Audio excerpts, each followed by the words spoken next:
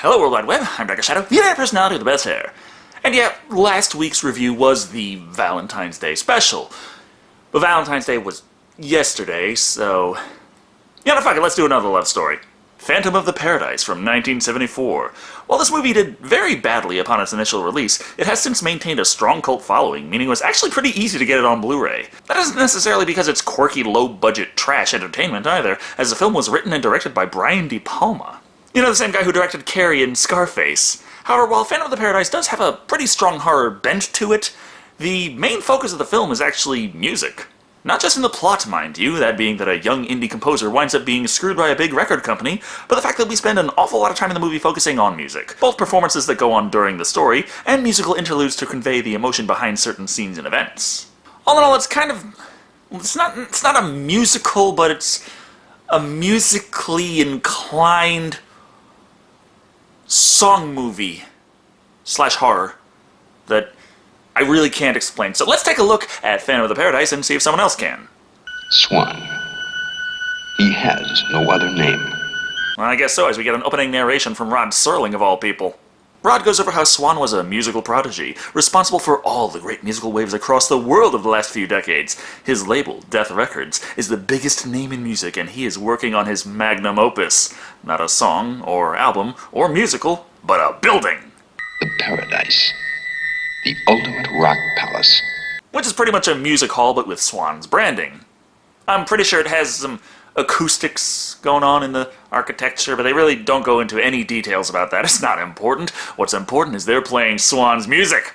Which at the moment the biggest name on Death Records is the Juicy Fruits, a nostalgia band that sings the song Goodbye Eddie Goodbye over the opening credits.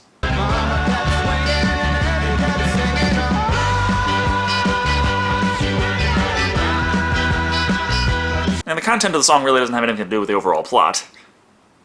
Or it does, as it's about music and tragedy and giving everything you have for the one you love. As the tale goes, Eddie had a little sister who needed a life-saving operation, but being a broke-ass musician, his only choice was to somehow become a smash hit overnight. He's well publicized and he considered would send his memorial album to the top of the charts, and it did. Just pull a Richie Valens, except intentionally. But the point is, now his family can afford those hospital bills. Still have one of their kids dead, but fuck it, happy ending. While they finish their show, complete with attacking audience members, mounting audience members, and a drug reference or two, another much lesser-known musician is sneaking his way in to play after the Juicy Fruits, Winslow Leach, played by William Finley. It's his lucky day, too. Swan is there, along with his assistant, Philbin, played by George Mamoli. His character traits are established pretty quickly as the guy laments how unfairly the courts treated him when one of their stars left the label, and he tried to sue her. Said we were a disgrace to the profession. A disgrace, he said. I was the one that made her the money-grubbing whore that she was, and he calls me a disgrace. You might not have noticed these subtle undertones, but Philbin's a dick. And that's not enough to convince you. He then goes on to ask Swan to have her destroyed, which even the big bad guy thinks is completely unnecessary. Annette is nothing, finished, washed up. But she's at the top of the charts. It's today, Philbin, today. Tomorrow she'll be forgotten. So No Man's Sky joke or the Order 1886 joke? Unless people are going to remember the Order 1886 to get the joke, but that's why it works so well for this. More importantly, Swan wants to find the perfect sound to open the paradise. But then... And as I lived my role, I swore I'd sell my soul for one love who would stand by me. Winslow's performance of Faust catches his ear. Not the old German legend, the hip 70s ballad. Much like actual Faust, he's ignored by the bulk of the audience, but Winslow doesn't care, putting his all into the song about being so in love you will give up your very soul to be with them. Something about this strikes a chord with Swan, so to speak, and he feels it is the perfect song to open up the paradise. You want that creep to open the paradise? No, not him. The music. Listen to the music. Sure, it's cruel and evil, but I'm just like, wow, it's a music company that actually cares about the sounds it makes and not just the size of its ass implants. After Winslow's big booming finish, which I'm trying really hard not to sing along to, both for personal integrity and to avoid unnecessary copyright strikes, Philbin meets up with the band backstage. Impressive that they didn't just kick him out after he pretty much hijacked the place, but such frivolous concerns are not important right now. Philbin lets him know that he represents Swan and Death Records, and the man just loves his work, and he's going places. Hell, they might even be able to get his music to be performed by the Juicy Fruits! The Juicy Fruits? I'm not promising anything. First one. I'm not gonna let my music be mutilated by those greaseballs. I'm the only one who can sing Faust. But to be fair to the villains, this guy's about as willing to work with them as an Amish webmaster. As Winslow has yet to finish his rock cantata, Philbin tells the man he'll take what he's got so far, and Swan will get right back to him. Of course, after a month passes and inquiries as to exactly what's going on with his music only resulted in getting chased off Scooby-Doo style, Winslow decides to take matters into his own hands and go right to the Swanage for answers. Never thought I'd get to meet the devil. Which is one of the parts of the movie that is done up to music, but it's not really a full song and never really made it onto an official soundtrack CD, unfortunately. Also, it's one of the parts which has lyrics that are about as subtle as a corkscrew enema. Upon entering, though, he finds the place is absolutely packed with young women, who sing, well... All my fears and I can't sleep, no.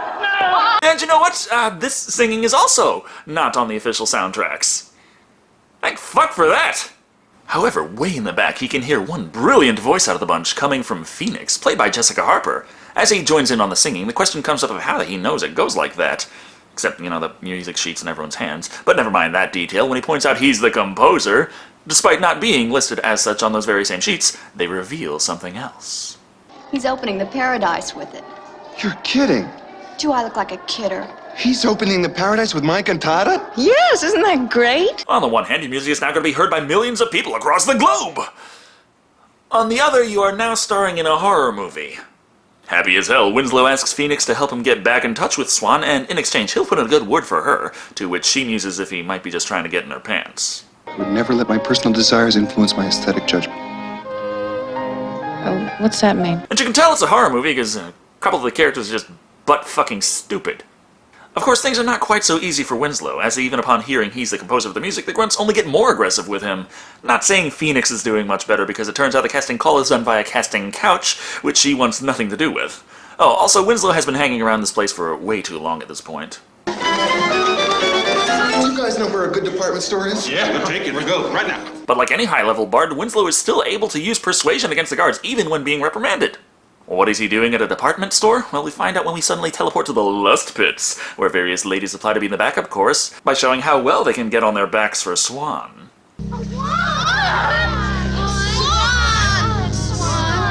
Oh, Mr. Swan, you remember me, I'm Winslow Leach. He bought a dress, some makeup, and snuck back inside to convince Swan to listen to him.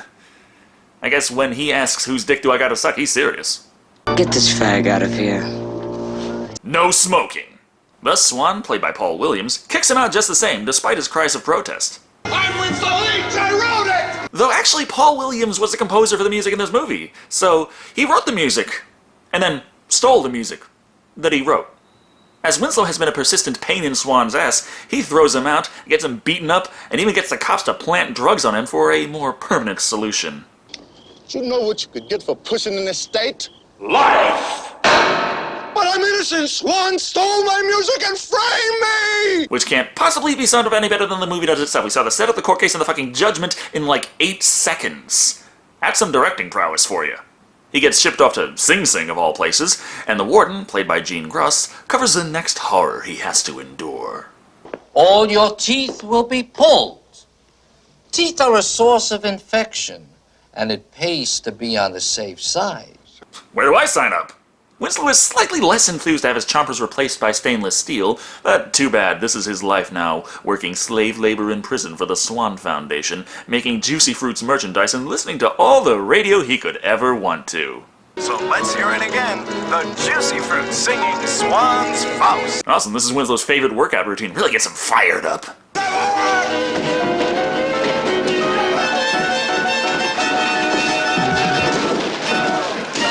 Son of a bitch, I don't even think Jason Voorhees has used a radio to kill a motherfucker yet. Being framed and having his teeth pulled is one thing, but having to listen to the Juicy Fruits day in and day out is just too far, so he escapes. The fact that this is also done in quick, somewhat cartoony cuts makes it a lot easier than you would think. However, he's not done yet, as Winslow is on a quest for revenge. After tearing through one of Death Record's office buildings, he breaks into a record factory and starts spilling vinyls all over the place. However, the record press is the real target, along with the handy-dandy dynamite. But then... Get away from that record press!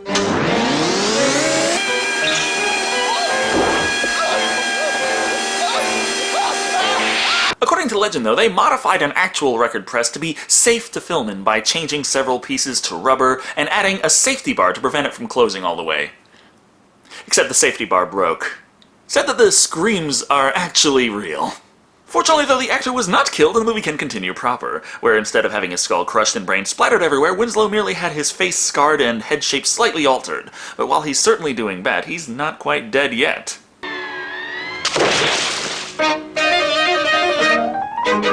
And if you pause the movie to read the article, that has fucking nothing to do with the Paradise. I thought people back then actually read newspapers. The tiny column devoted to Winslow at least actually was really written, where they talk about how he's fucking dead, but they didn't actually find the body. That's because he's still walking around, mutilated and horrifying, able to waltz right over to the Paradise, thanks to the guard just screaming and running whenever they see him. As it happens, they're rehearsing the planned opening show, which means Winslow doesn't have much time left to stop it. Carburetors, man. That's what life is all about. And it's good to see he still has the dynamite. I mean, if you're going to go through the trouble of going through some cartoony-looking scenes, at least you can hit Wile E. Coyote up for some goods while you're there. This performance is done all in one take from 2 camera angles. It's one of those mutilations of Winslow's work, as the song, Upholstery, is clearly Faust, but reworked by people with no fucking clue what in the hell it was actually supposed to mean. I was not myself last night, lost the fight, my Woody barely running. Come on, let's get it going over here. True love? Sacrificing one's immortal soul? Fuck that. I mean, the real tragedy that all of us can truly identify with is car trouble.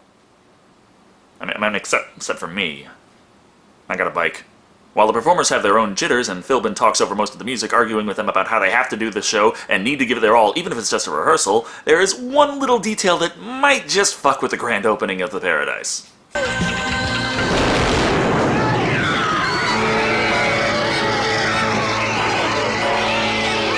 So after their performance, the Juicy Fruits really blew up.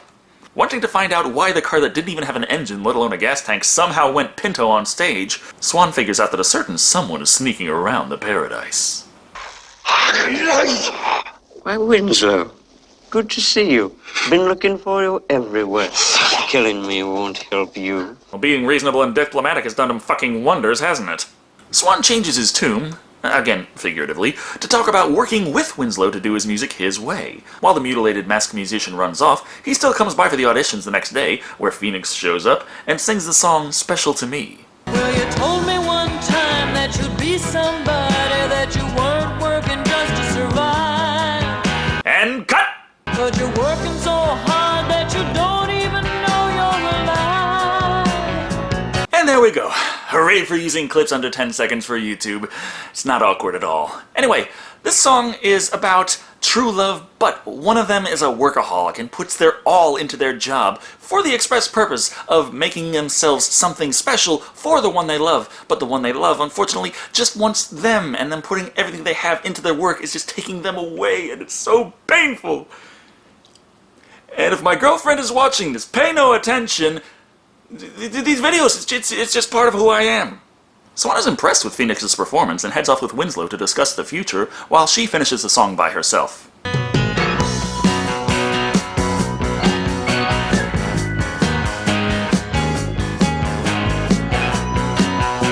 And the acid is kicked in. Ants! Ants!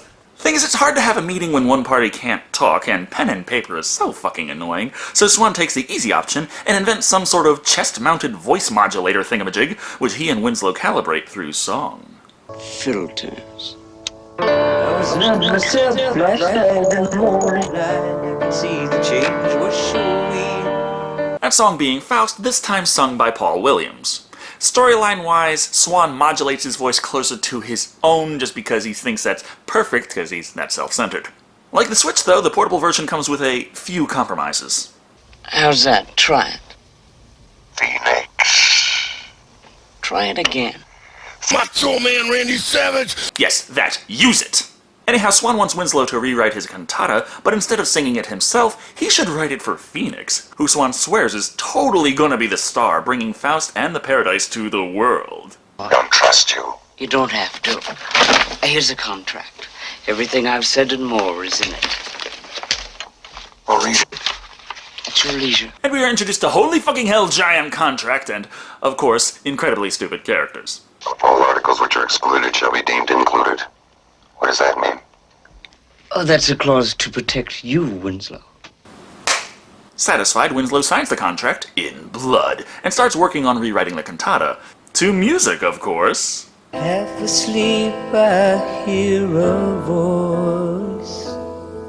Don't worry, it's just your friendly neighborhood movie reviewer, Dagger Shado. Is it only in my mind? No, that was last week's review. The song, Phantom's Theme, aka Beauty and the Beast, is very slow but pleasant, although some of the visuals are, again, less than subtle. However, even this work montage is interrupted when Swan decides that Phoenix is in fact too perfect to star, as she would overshadow him, so he's gonna find someone else to sing it, without Winslow's permission. Come together in me now. Beef, played by Jarrett Graham. You know, Bud the Chud, who Swan introduces to the world at the airport, despite having already interviewed him in person. I want to tell you of our latest work. It's an opera, a kind of pop cantata. It was written by the late Winslow Leach. And yeah, the Death Records logo is very obviously superimposed on that scene. The podium originally read Swan songs, and indeed on the Blu-ray, if you freeze at the right spot, you can still read it. But they were a little concerned about a potential lawsuit with other people who were like, hey, we own Swan songs, even though the term Swan song is a common phrase in English. But just to avoid any kind of bullshit, they figured just fuck it, superimpose that over it, done, no problem. Stating the juicy fruits of the past and the future is beef, Swan shows the man off to the world, and then it's back to lying in Winslow's face. How's Phoenix doing? I can't wait to hear her sing. Oh, Phoenix is doing beautifully. Can't wait to meet you, by the way. Tomorrow night's the big night. Big night? I mean, I know it's your life's work, but this is the 70s. A big night is free love, free acid, and free tickets. Not so sure you'll be able to provide that. Hell, he won't need that anyway as long as he's got Beef. And Phoenix is a backup singer. Beef isn't too happy though, considering the songs Winslow wrote doesn't fit his style whatso-fucking-ever. So Swan tells him, fuck it, customize the lyrics, beat, whatever the hell you need, just make it yours. Doesn't that kind of change the whole thing? Call it poetic license. Ever seen Abraham Lincoln Vampire Hunter? It's more historically accurate than most of the shit on the History Channel. Winslow doesn't find out about this until well after he's written the last of his cantata, which Swan steals from him in his sleep.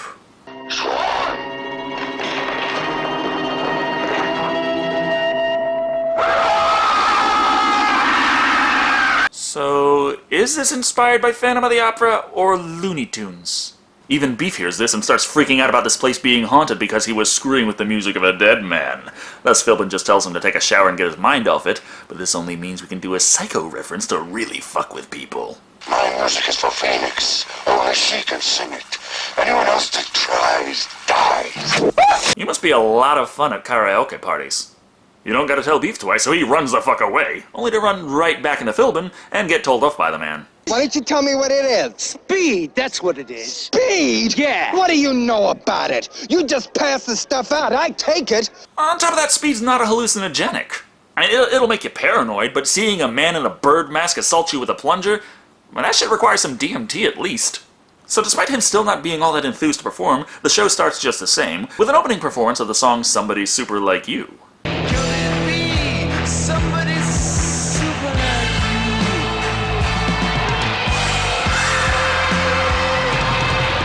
Which is performed by the same actors who did the Juicy Fruits, except now they're done up like pseudo-Kiss members, and they're doing Faust to hard rock. And cutting the audience up to little bits, but they're good for it. The song is about finding the perfect man, which the performers achieve by cutting off the best bits and pieces from the audience to make said man. It's clearly props and mannequin bits, but hey, it's all part of the show, and at the end of the number, they collect all the parts, resurrecting their star Frankenstein style.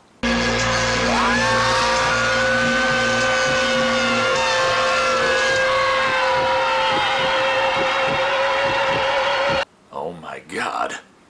Who the hell thought all that silver tinsel was a good idea? This isn't a Christmas movie. It's a musical opera rock thingy thing, And Beef gives his mutilated performance of Winslow's work Life at Last, which is pretty much a song about coming back to life to fuck people.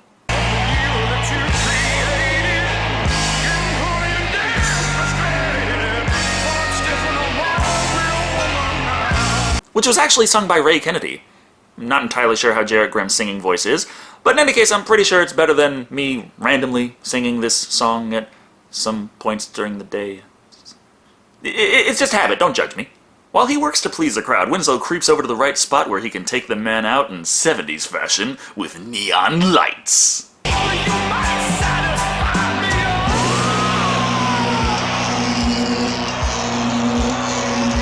Which the audience fucking loves. Now, people like watching people die in horrible, painful ways long before Game of Thrones or The Walking Dead or Teen Mom 2. Who knew?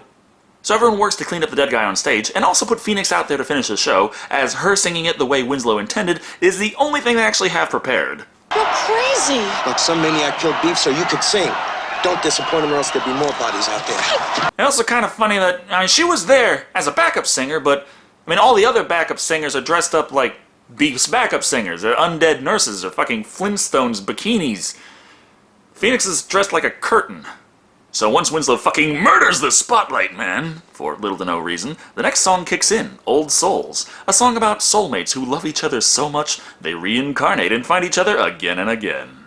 Our paths have crossed and parted. This love affair was started long. Nope. Sorry to cut you off, Jessica. It's just, content ID. Fox movie. Gotta be concerned about these things. Anyway, I know that certain music critics out there have a problem with Harper's performance, but, I mean, it's a slow love song. She sings slow love songs. I really don't know what the problem is with this.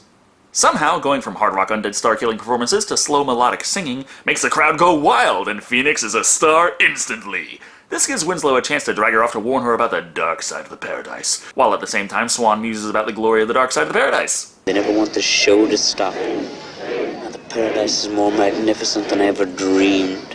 Sure, how often's a rock star fried on stage? Quite an attraction. He's just concerned about pleasing the crowd, and the crowd demands the body count rises.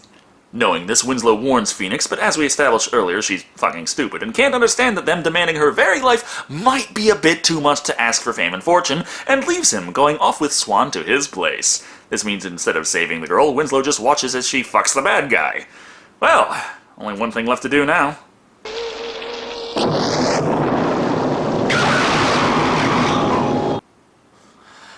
I was thinking about going on to Phantom Mingle, but I guess that works too. Or it doesn't, because, surprise, there's supernatural elements to this story. As we should expect from a Fox movie, the legal hoops the characters are bound to go so far as to prevent Winslow from dying so long as Swan is alive.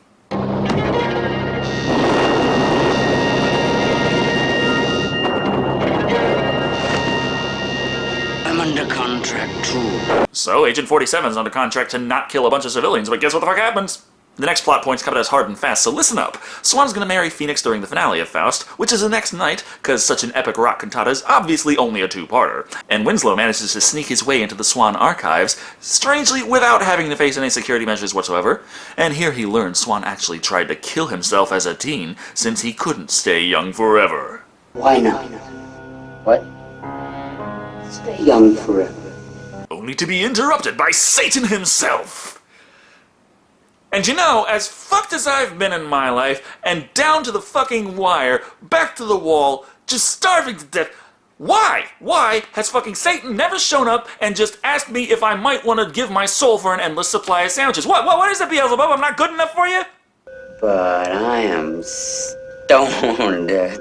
You're not real. You got stoned and tried to kill yourself? I'm surprised you even remember why you're holding the razor. We find not only did Swan take the devil up on his offer for eternal youth, but his weakness is that he's bound to his videotapes, which age in his place, and he must watch them every day to keep from aging or dying. Also, this archive tape jumps straight to Winslow's contract and Phoenix, before then skipping over to a live feed because, fuck it, he's gotta learn this is happening somehow. An assassination live on television, coast to coast, Stabs Entertainment. Swan, did you ever think that maybe if you kept on this habit of murdering your stars, the police might get a tad bit suspicious and ask to peek at a little bit of that giant mountain of CCTV footage you have lying around. Such as the camera over here showing the assassin taking out his gun and getting ready to do the deed. So Winslow sets the archives ablaze and rushes off to save Phoenix. While this is going on, the finale of Faust is being performed. Strangely enough, this isn't a song, just some music and women dancing in raven bikinis.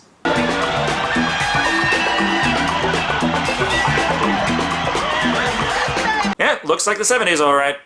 The show plan is that Swan comes up, masked so the broadcast doesn't show his aged face, and Phoenix arrives to marry him. Then Phoenix is killed while they speak their vows. However... Worse than sickness and health till death.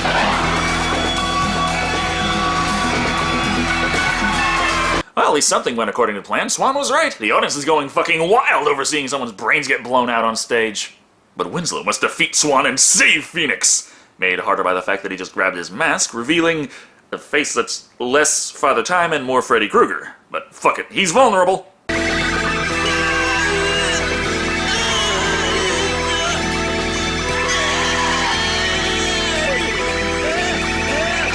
But there is that little issue that now that Swan is dying, Winslow's wounds open up and now he's dying. So, fuck. Therefore, tragic ending. Swan's final performance is loved by all, and they carry his dead ass around loving the show. Winslow, however, spends his last gasps trying desperately to reach Phoenix, who doesn't even realize it's Winslow, until he's well past fucking dead, and the movie is played out with one final song. Roll on thunder, shine on lightning. The days are long and the nights are frightening. Nothing matters anyway, and that's the hell of it. The Hell of It, which is kind of a nihilist anthem and the heaviest song in the soundtrack, probably even beating out Life at Last. But anyway, that was Phantom of the Paradise. And I have seen this movie countless times, and I have no fucking idea what to say about it. This is one of the first movies I ever saw, honestly. Over the years, I've watched it on VHS, DVD, and now Blu-ray, and I'm wondering if it's going to get a 4K release at some point. There's so many subtleties to be found all over the place, and I can go on forever talking about it, likely noted by the link of this review, but at the same time, I am confused as to exactly how I'd rate it as a whole. The movie is very much about music, but not just the songs. It's not just songs. It's more. It's much more. Every bit of the soundtrack is paired with the visuals, and even though things can get very quirky or downright cartoony, they all work together in a way that can only be described as a melody. While there are more than enough times where no music plays during the movie, the film as a whole comes off as one big symphony. I also am at a loss as to how to describe the acting, as the performances come in varying degrees of quality, but still, they somehow all work together to complement the music of the movie in just the right way. At least, I think so. As I said, the movie did very poorly when initially released, but then again, it's rated 7.4 on IMDb, whereas most every movie on that site is rated 6.3. What I think really works for me is it's a tragic love story. Something about love stories. They're very popular, but the tragedies are the ones I feel like most of us can identify with. Anyone who's experienced a happily ever after only knows they have because they're dead. The rest of us are hoping things don't fuck up, or have had fucked up tragic heartbreaks of our own. In Phantom of the Paradise, it's about as tragic as they come. The writer of the world's greatest music loves the world's best singer, but he's mutilated, and she goes and fucks the bad guy, only for the hero to save her life in the end by giving his own. I'm pretty sure most viewers can't identify with dying, but being that devoted to a love, maybe. At the end of the day, Phantom of the Paradise is kind of part of me. Its quirkiness and music shaped who I am to some degree, and to be perfectly honest, I'm anything but impartial about this movie, and I can't really give it a numerical rating. I can't see it in that way, but in the quirky tradition of this show, let's say the movie earns a miscellaneous allotment of Jessica Harper's mystical dancing out of arbitrary quantity of points. I just can't see it as a general movie, so form your own assessment from the information provided. Thank you all for watching. I've been Dr. Shado, and remember, I'm the evil that you created, getting horny and damn frustrated!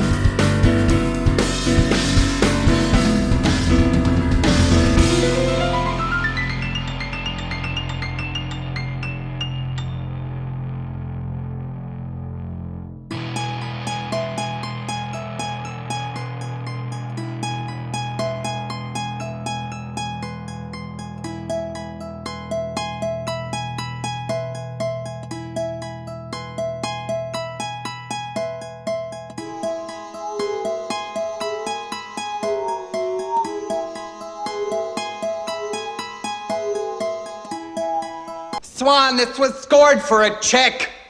I'm not doing it in drag.